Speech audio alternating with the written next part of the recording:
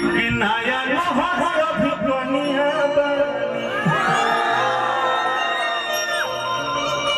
कि जाए के रौरा का जिद कइले बा।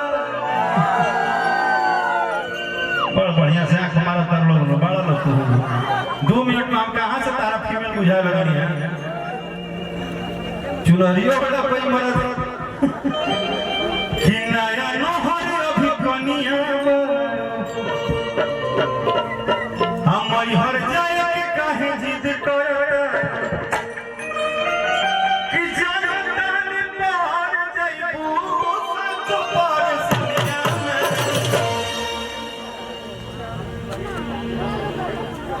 कि जनता ने पार जाइबू सच के झमेला बड़ा नहीं हो गड़बड़ा जाइबू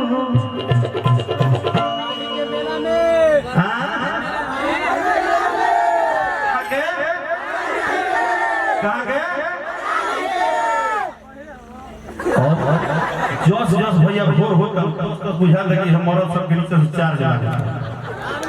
हाँ 9 बजे लोग 4 जना रहे। अब देखिए इन लोग पता है क्या मजा है क्योंकि फ्री मिला है दोनों तरफ और प्रशासन भी हट गई बा और सिस्टम हट गया अब दोनों तरफ मजा होता कि नया नहर अभी कनिया ऐसे इसमें कोई गाता भी है क्या बढ़िया कोई गाता है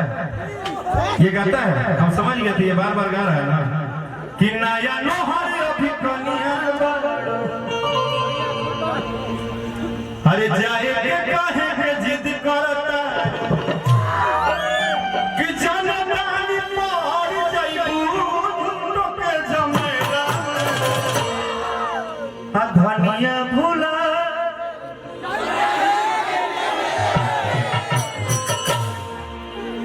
लोगों को हम लोग अपना स्टाइल पे लेके आओ जो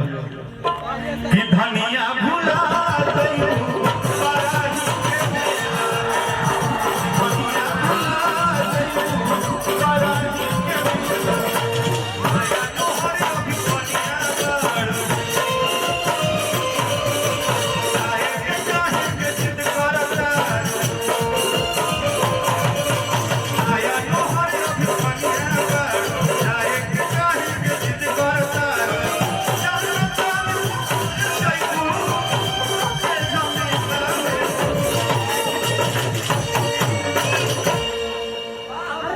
तहे दिल से रवि भाई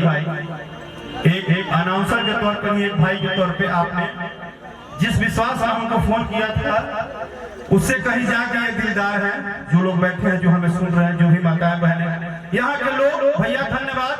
रणधीर भैया धन्यवाद आपके पूरे मंच पूरे क्षेत्र को इतना प्यार मिला और जो इन्होंने माहौल दिया है ना हम लोग और क्या चाहिए ये जो 4 भाई डांस कर देते हैं मजा आ जाता है इतना ही चाहिए इधर थोड़ा प्यार से हल्ला कर देते हैं मजा आ जाता है यही एनर्जी है और ज्यादा कुछ नहीं चाहिए। और भाई जो बजा रहे हो यार कर्जे में निकाल दिए जाए धान सब धान ले लो नजर के सुझा रहा कि सब धान खा जा रहा नजरी के सुझा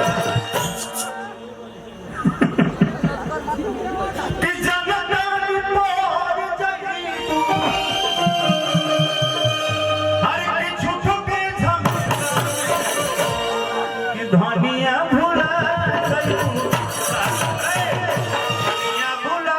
जाइबू गड़बड़ा जाइबू कहीं अजुला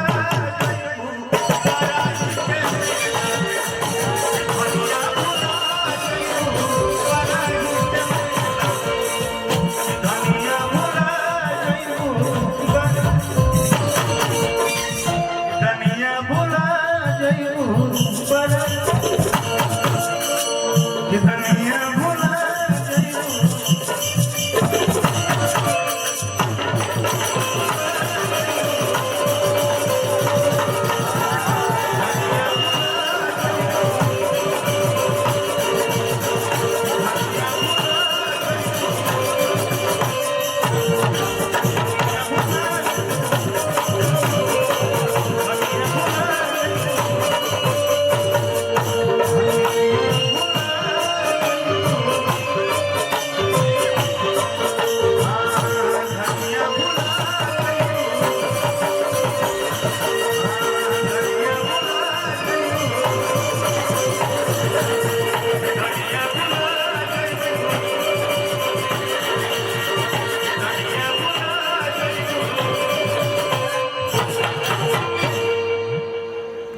अगर ये लोग अच्छा बजाते हैं दिल से तो ताली बजा के इनका अभिनंदन भी तो करो।